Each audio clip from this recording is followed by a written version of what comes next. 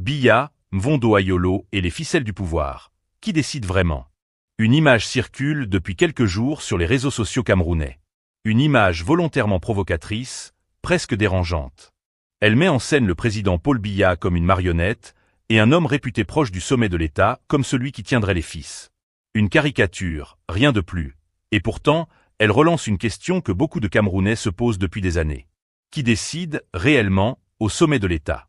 Partie 1. Contexte et faits vérifiables.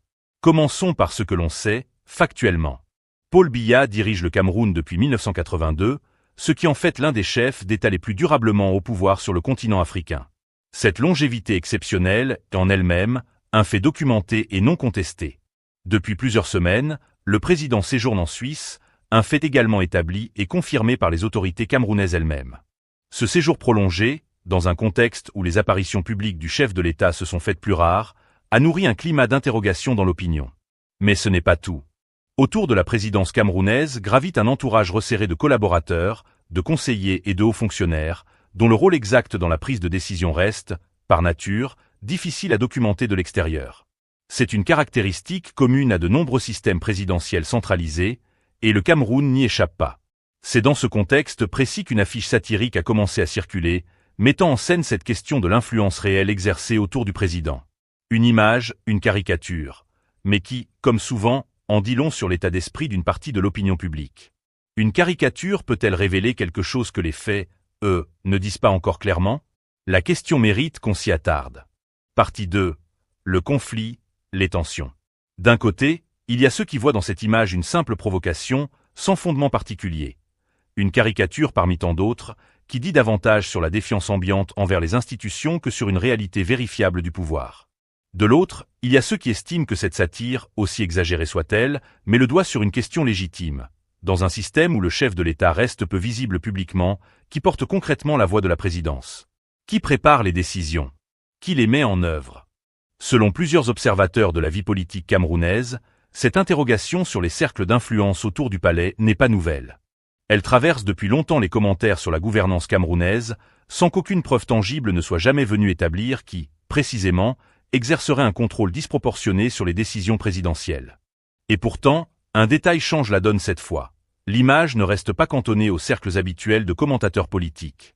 Elle circule largement, portée notamment par des figures connues pour leur posture critique, comme l'artiste engagé Valsero, dont le nom est associé à cette affiche en tant que symbole de la contestation populaire. Ce choix n'est pas anodin. Il pose une question qui dépasse la simple caricature. Jusqu'où la satire peut-elle aller lorsqu'elle prétend dévoiler l'exercice réel du pouvoir? Partie 3. Décryptage et mise en perspective. Prenons maintenant un peu de recul. Parce qu'avant de prendre cette caricature au premier degré, il faut rappeler une règle essentielle. Une caricature n'est jamais une preuve. C'est une exagération volontaire, une mise en scène destinée à provoquer, à faire réfléchir et parfois, tout simplement, à faire rire. Et au Cameroun, même, la caricature politique a souvent cette particularité. Elle peut faire rire la bouche, mais faire réfléchir la tête. Sur l'image, on peut représenter un personnage comme celui qui contrôlerait tout dans l'ombre, pendant qu'un autre serait simplement là pour donner l'impression que tout est normal. Mais attention, ce que montre le dessin relève de la satire. Cela ne suffit absolument pas à démontrer qu'une personne contrôlerait réellement les décisions du pouvoir. Alors, pourquoi une telle image peut-elle malgré tout provoquer autant de réactions? Parce qu'elle touche probablement à quelque chose de beaucoup plus profond, le sentiment d'opacité qui entoure parfois le fonctionnement du pouvoir. Lorsqu'un citoyen ne sait pas exactement qui conseille, qui propose, qui décide ou qui influence certaines décisions, les questions apparaissent naturellement. Et quand les réponses officielles ne viennent pas suffisamment, le terrain devient rapidement fertile pour les interprétations. Au Cameroun, on connaît la suite. Quelqu'un dit « Je ne sais pas ce qui se passe ». Un autre répond « Moi, j'ai entendu quelque chose ». Puis un troisième arrive « Mon frère connaît quelqu'un qui travaille là-bas ». Et 5 minutes plus tard, le quartier entier connaît le secret d'État. Même. Mais c'est justement là qu'il faut garder la tête froide. Une rumeur n'est pas une preuve. Une caricature n'est pas un document. Et une forte réaction sur les réseaux sociaux ne transforme pas une hypothèse en vérité. Est-ce donc qu'un homme en particulier tirerait réellement les ficelles à la place du président? Rien ne permet de l'affirmer avec certitude sur la seule base de cette image. Pour établir une telle réalité, il faudrait des éléments solides, des documents vérifiables, des témoignages crédibles, des enquêtes indépendantes ou plusieurs sources concordantes. En revanche, une chose est certaine, la question existe dans l'opinion. Et c'est peut-être cela qui mérite le plus notre attention. Parce qu'une société dans laquelle les citoyens se demandent constamment qui influence réellement les décisions est une société qui exprime, au minimum, un besoin de compréhension. Les Camerounais veulent savoir. Qui décide?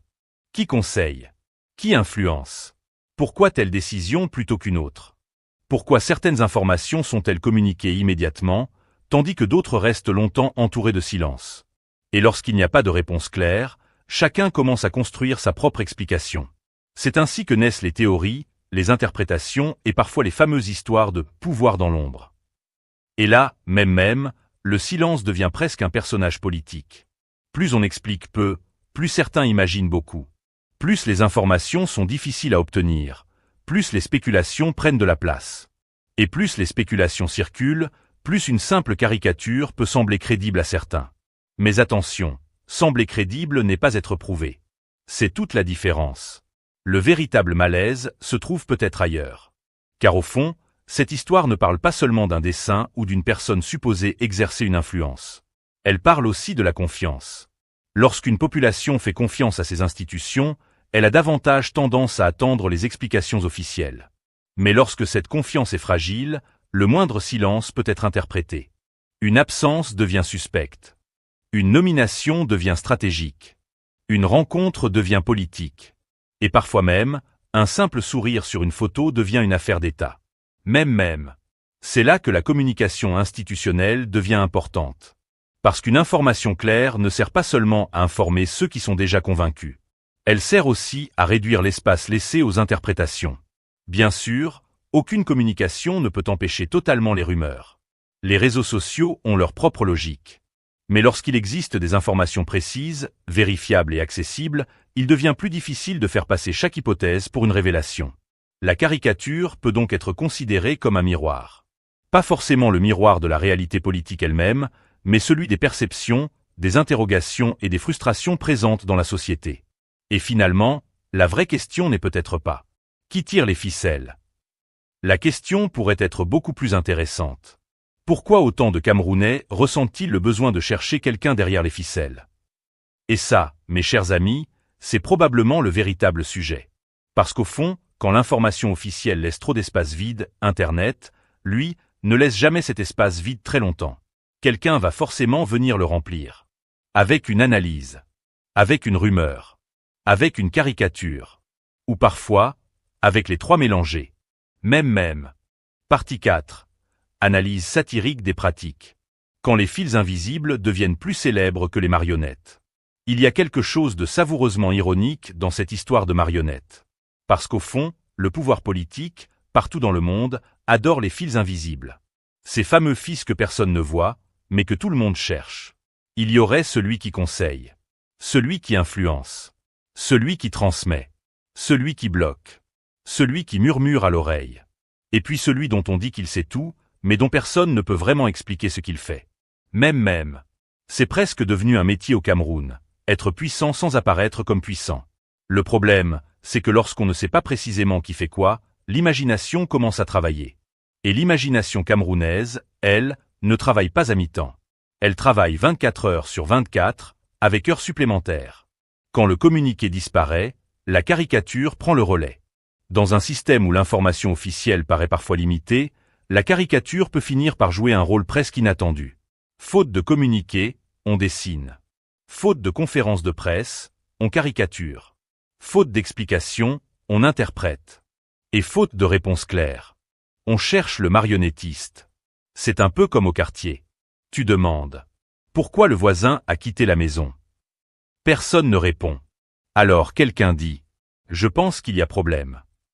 Un autre « Moi aussi, j'ai remarqué quelque chose ». Un troisième « Ma sœur m'a dit qu'elle avait entendu une dispute ». Et finalement, à 18 heures, le quartier sait déjà pourquoi le voisin est parti, avec qui il s'est disputé, combien il devait et même où il compte déménager.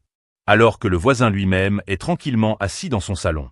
Voilà le pouvoir du vide informationnel.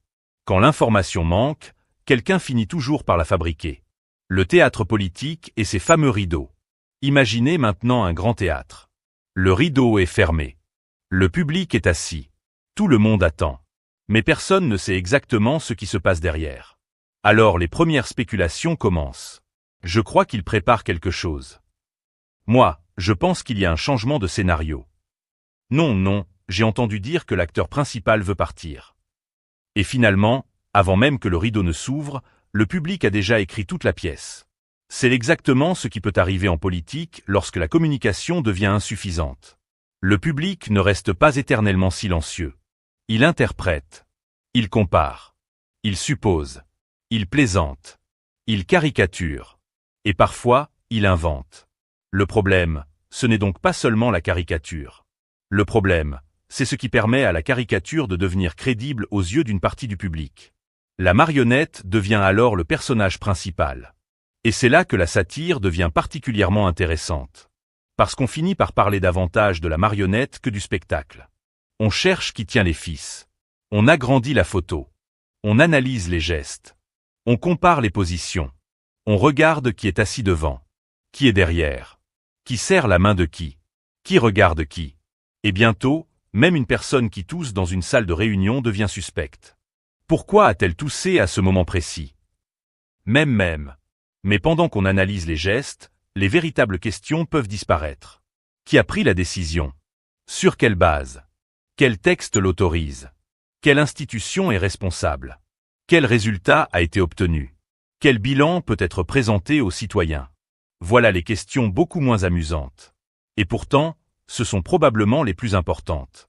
Le danger, transformer toute politique en scénario de marionnette. Il faut aussi faire attention à une chose. Si nous expliquons toute la politique uniquement par les personnes supposées tirer les ficelles, nous risquons d'oublier les institutions. On finit par croire que tout dépend d'un individu. Que derrière chaque décision se trouve forcément une personne cachée. Que chaque événement est le résultat d'une guerre secrète. Que chaque nomination cache nécessairement un complot. Mais la réalité politique est généralement beaucoup plus complexe. Il existe des institutions, des textes, des administrations, des rapports de force, des intérêts, des contraintes et des arbitrages. Tout ne se résume pas à « celui-là commande et celui-ci obéit ». Parfois, la politique ressemble davantage à une réunion où tout le monde parle, personne n'est d'accord, quelqu'un sort finalement une décision, et 3 semaines plus tard tout le monde cherche encore à savoir qui avait proposé l'idée. Même. Le vrai pouvoir, c'est aussi celui de demander des comptes. Et c'est peut-être ici que la satire doit nous ramener à l'essentiel. Parce que si nous passons notre temps à chercher le mystérieux marionnettiste, nous risquons d'oublier une question beaucoup plus concrète. Qui doit rendre compte de la décision? C'est cela, la véritable question démocratique. Pas seulement qui a soufflé l'idée, mais qui l'a officiellement décidé. Pas seulement qui influence, mais quelle institution est responsable. Pas seulement qui est derrière le rideau, mais qu'est-ce qui se passe réellement sur scène. Parce que finalement, le citoyen n'a pas forcément besoin de connaître tous les secrets des coulisses. Il a surtout besoin de savoir ce que fait le gouvernement en son nom, pourquoi il le fait et avec quel résultat. Et là, la plaisanterie devient beaucoup moins légère. Quand une caricature devient plus célèbre qu'un bilan. Voilà peut-être l'ironie suprême. Une caricature peut faire le tour des réseaux sociaux en quelques heures. Elle peut être commentée, partagée, reprise dans des vidéos et transformée en milliers de commentaires. Pendant ce temps, un rapport administratif de 50 pages peut dormir tranquillement dans un bureau. Personne ne le partage. Personne ne le commente. Personne ne demande. Page 37. Qu'est-ce qu'on nous explique exactement ici? Pourquoi? Parce que la caricature fait rire. Le rapport demande de lire. La caricature montre un marionnettiste. Le rapport présente des chiffres. La caricature provoque. Le rapport oblige à réfléchir. Et malheureusement, dans l'économie actuelle de l'attention, le spectacle gagne souvent contre le document. Même. Mais la satire a aussi une utilité. Il ne faut pas pour autant mépriser la caricature. Au contraire, la satire peut être extrêmement utile. Elle permet de poser des questions difficiles. Elle permet de se moquer du pouvoir. Elle permet de montrer les contradictions. Elle permet de traduire une frustration collective dans une image simple. Et parfois, une caricature peut déclencher une discussion que 10 communiqués n'auraient jamais provoquée. Mais il faut savoir lui donner sa juste place. La caricature peut ouvrir le débat. Elle ne doit pas forcément fermer le débat en prétendant avoir déjà donné la réponse. C'est toute la différence entre faire réfléchir et faire croire. Et c'est peut-être là que se trouve la véritable satire. La vraie satire de cette histoire n'est peut-être même pas la marionnette.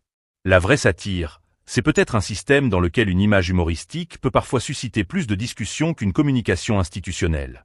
C'est un système où le citoyen peut connaître immédiatement une rumeur circulant sur les réseaux sociaux, mais avoir du mal à obtenir une explication claire sur certaines décisions publiques. C'est un système où l'on peut passer plusieurs heures à analyser une caricature, alors qu'une question beaucoup plus simple reste sans réponse. Concrètement, qui décide quoi, et sur quelle base? Et voilà pourquoi cette histoire dépasse finalement le simple dessin. Elle parle de communication. Elle parle de confiance. Elle parle de transparence. Elle parle de responsabilité. Et surtout, elle parle du rapport entre le pouvoir et ceux au nom desquels ce pouvoir est exercé. Conclusion. Quand le dessin pose une question que le pouvoir ne peut pas esquiver. Au final, que pouvons-nous réellement affirmer? Nous avons une caricature. Nous avons une provocation. Nous avons une mise en scène satirique. Nous avons une question qui circule dans l'opinion. Mais nous n'avons pas, simplement à partir de cette image, la preuve qu'un individu particulier contrôlerait réellement les décisions du président. Et cette distinction est essentielle. Parce qu'en politique, ce que l'on imagine n'est pas toujours ce que l'on peut démontrer. Mais il existe tout de même une question que cette caricature met parfaitement en lumière. Pourquoi cette représentation trouve-t-elle autant d'écho? Pourquoi certains citoyens ont-ils immédiatement l'impression de reconnaître une situation qu'ils soupçonnaient déjà? Pourquoi l'idée d'un pouvoir invisible paraît-elle si familière? Peut-être parce que derrière la satire se trouve une demande beaucoup plus sérieuse. Celle de comprendre. Comprendre comment les décisions sont prises. Comprendre qui conseille. Comprendre qui assume. Comprendre qui rend compte. Et surtout, comprendre ce qui se passe réellement derrière les portes du pouvoir. Parce que finalement, le citoyen n'a pas besoin de vivre dans les coulisses. Il n'a pas besoin de connaître tous les secrets. Mais il a le droit de poser des questions. Et il a surtout le droit d'attendre des réponses vérifiables. Alors, peut-être que le véritable problème n'est pas de savoir qui tient les fils de la marionnette. Peut-être que la vraie question est de savoir qui tient les responsabilités lorsque le spectacle est terminé. Et là, même, ce n'est plus une caricature. C'est une question citoyenne. Alors dites-nous en commentaire. Selon vous, lorsque l'information officielle est insuffisante, est-ce à la satire de remplir le vide? Ou est-ce aux institutions de communiquer davantage et de permettre aux citoyens de vérifier par eux-mêmes? Votre avis nous intéresse. Et surtout, gardons une chose en tête. Une information politique ne devient pas vraie parce qu'elle est répétée 1000 fois. Elle devient crédible lorsqu'elle peut être vérifiée.